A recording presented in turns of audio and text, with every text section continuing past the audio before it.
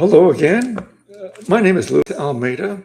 I'm a student and teacher of the ideas of Gurdjieff and Spinoza. Today I'm going to focus on Gurdjieff.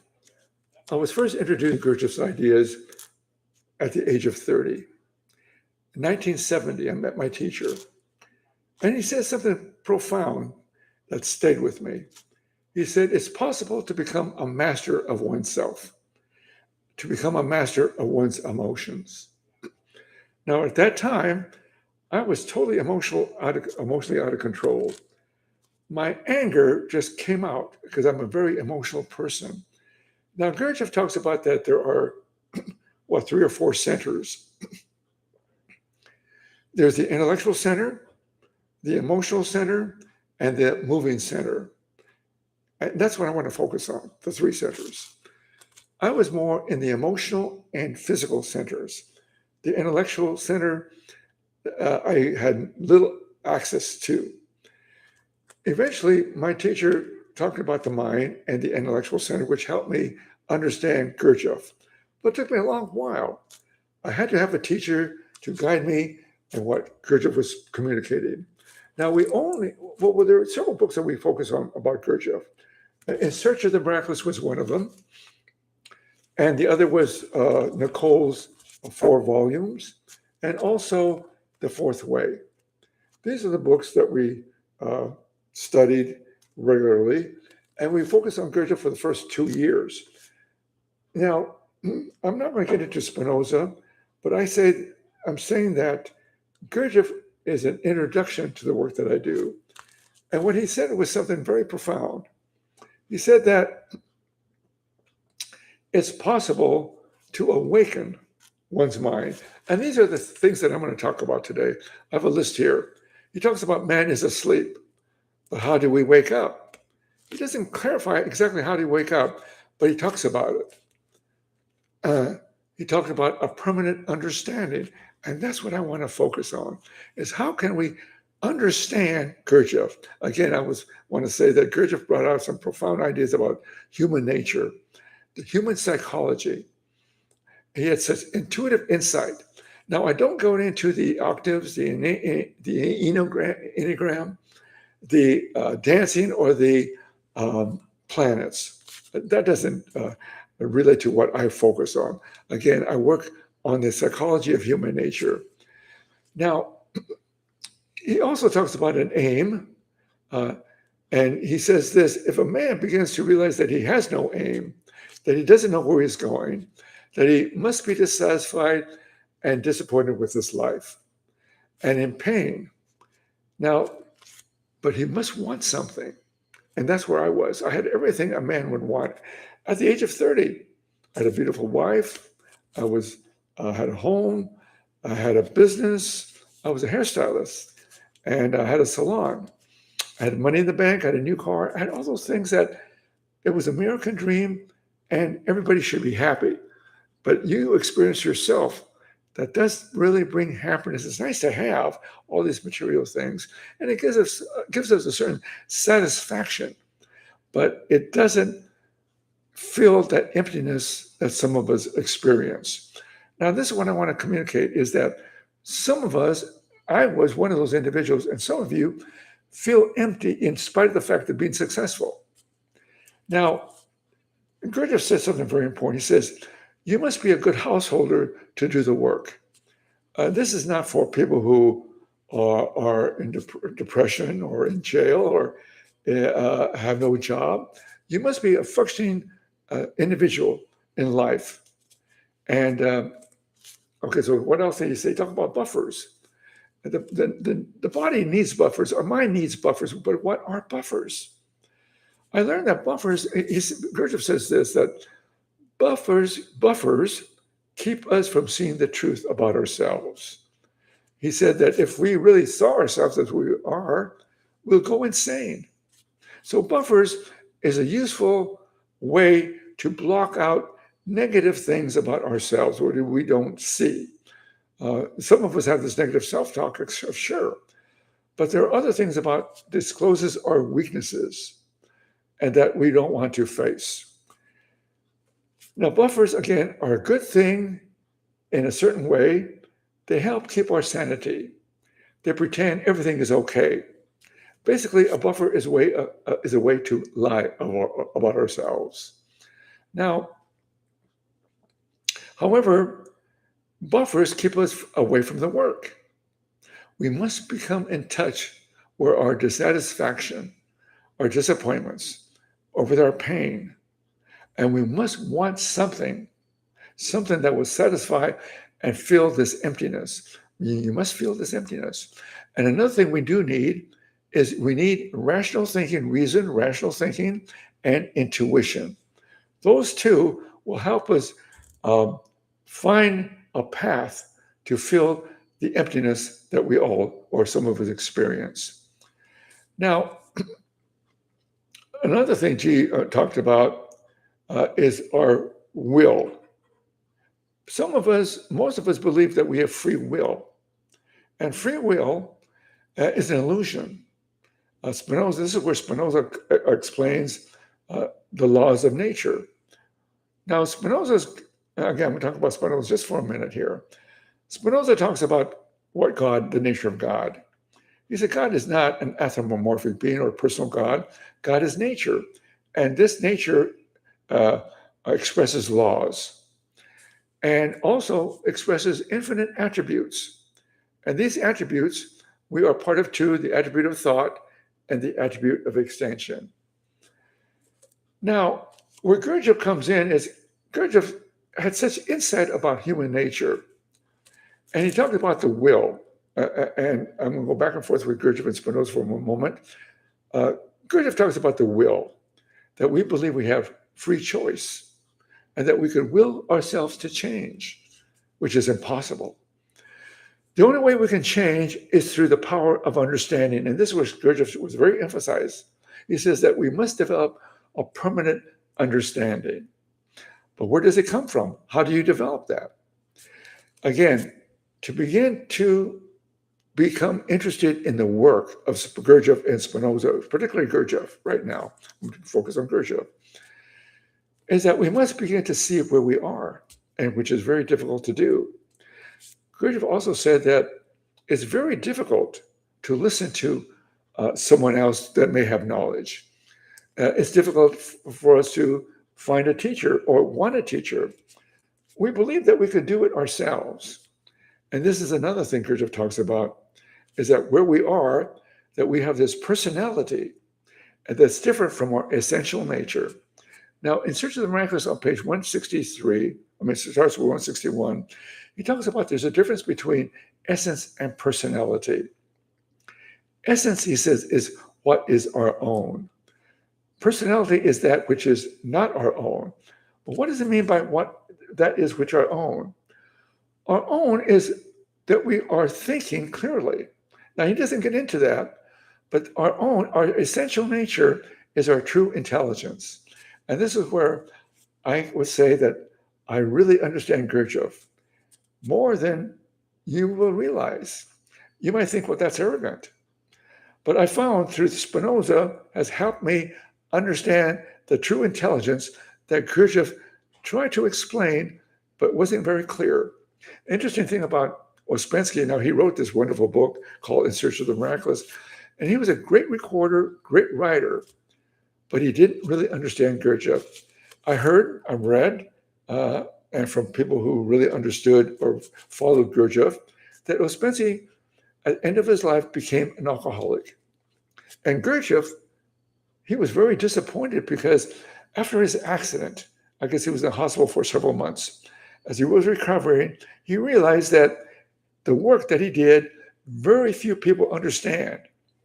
Would you believe it? I'm the one of those individuals who understand Gurdjieff. I was never in a real Gurdjieff group, but I met Gurdjieff students, and I found that they intellectualized Gurdjieff, but they didn't put Gurdjieff in their heart. It was more theoretical. They didn't have that emotional connection. Now, there's a great difference between Ouspensky, because Ouspensky left Gurdjieff to start his own group. And Maurice Nicole was studied under Gurdjieff, under Ouspensky. And he eventually met Gurdjieff. And when he met Gurdjieff, he saw that there was a tremendous difference between Ouspensky, who communicated theoretically from his intellect, but didn't bring out the emotional content, the heart of Gurdjieff. And when Maurice met Gurdjieff, he saw what a difference that Gurdjieff expressed not intellectually, but also emotionally from the heart. So the understanding includes the mind and the heart. And that's why Gurdjieff groups today, I would say, is a big failure because they're trying to will themselves to understand Gurdjieff. And they use the body with limits. They focus on the feeling, the stress, the tension. That is not really studying the body. And that's where Spinoza will help you understand. And that's where I'll take you. I'll take you from Gurdjieff and also into Spinoza. But again, the importance of our emotions, the anger, the hate, the desire, the envy, the jealousy, the love, the pain. These emotions communicate where we are, what we're thinking. And I have found a method to look at oneself. And this is what Gurdjieff talks about, the idea, the importance of how to look at oneself. You know, on page, I believe on 65 in Search of the Miraculous, Gurdjieff talks about there's a great difference between knowledge and being. Very few people do not know what he's talking about. And now I've had students for the last 15 years who came from Gurdjieff works, maybe Gurdjieff groups. They studied Gurdjieff. And they saw that I have Gurdjieff in my videos, Gurdjieff and Spinoza. And there's a great difference. Again, Gurdjieff is an introduction to the work I do because he talks about the problems of human nature. But most of my students realize that they did not get what they wanted from their Gurdjieff study groups or their own study. And this is the problem that most people have. They believe they can do this on their own. I had a teacher for 24 years, and he helped me access the intelligence that I thought I didn't have. With this intelligence, I learned to look at myself. And how do you look at yourself? Without judgment. I have a method. It's called journaling. You probably do it. You've heard of it. It's not a new thing, but how I do it is new. It's different. You must have a journal, a book, to write down the events that trigger your emotions, your feelings, your discomfort. Now, again, the will. You can't will this yourself. You can't do this yourself. It's impossible because it's so easy to lie, and we have buffers. So another student who knows the way, or a teacher who knows the way, the fourth way, Gurdjieff talks about. He also says this about the fourth way. It's really interesting. That religion requires obedience, where the fourth way requires understanding. But how do you understand if you live from your ego state? You're born into an ego environment. Your teachers were your parents, and then your schools and everything you listen to, you read, expresses ego. They don't talk about your essential being, your essence. And I found that the essence is a true intelligence of our nature. But that must be studied and acknowledged and work. Gurdjieff talks about the work, the fourth way. And that's what I do. I've been doing this for over 50 years. And I continue to do it because I love this work. It has improved my understanding. It has improved my life. I'm no longer the man that only feels angry because my desires are not met. You know, everybody has two parts of their nature. The higher nature, which wants to understand and lives from these spiritual thoughts and ideas. You know, Eckhart Tolle comes to mind. He talks about these wonderful things about meditation and being in the now. But he doesn't clearly tell us how to get there. I know how to get there. But the idea of knowing that you have this mind that can understand through reason and intuition, then you're living with truly the mind of God. Then it's possible to communicate with the mind of God. But again, you're saying, well, that's crazy. Of course, because when you live in an ego state, it's impossible to think beyond the ego. The ego only knows what it wants. It expresses the five senses. It gets all its knowledge from the five senses: the sight, the hearing, the touch, the smell, the taste. This is a source of the ego's information, gathers information. And the ego believes in free will. So again, the fourth way is to improve the understanding, and that's where the work is. I'm going to talk a little bit. I'm going to read something from Gurdjieff here. The realization of the fact that he has no aim and that he is not going anywhere is the first sign of the approach awakening of man, or the awakening becoming really possible for him. Awakening begins when a man realizes that he is going nowhere and does not know where to go. So some of you think you know where you're going. Some of you, most of you, believe in free will, that you have free choice, but you don't realize that you are in the ego state. The ego state does not believe it needs anyone to help it improve itself, that you know the way, that you know that you can do it yourself. Let me ask you, if you have free will, can you go from depression to happiness willfully? Can you stop your excess drinking or excess pot smoking? Are you addicted to pornography or money or material gains? So you cannot say willfully change. I've attended many Alcoholics and AA meetings, and some of my friends were involved in that, and I wanted to see. And there was a kind of an environment that I enjoy, a group of individuals that have problems, that realize they cannot do it themselves. One of the things that you have to realize in AA meetings, you must believe in a higher power, and you must have a group environment to help you do the work. So I hope this helps. Okay, I'm going to read something else from Gurdjieff. This is on page 160. He says this: in the school of religious way, obedience is demanded before anything else. I talked about that. Where the fourth way requires understanding. So we want to understand our nature. We understand our intelligence. We want to understand the ego state. We want to understand our emotions. And the understanding is a true intelligence. Let me read something else from here. The consciousness of one's nothing else, the consciousness of one's nothingness alone can conquer the subordination of the will of the other. Again, he talks about the idea that people feel that the ego, when you're in an ego state and you want to come to an intelligent state, you must follow someone who knows the way, and you must become subordinate to that individual. But it's impossible to be subordinate because our ego is, we don't want to give our ego state. We don't want to give it up. We don't want to give up our power. But what is he talking about? The teacher has the way to be free of your ego and your emotional confused state.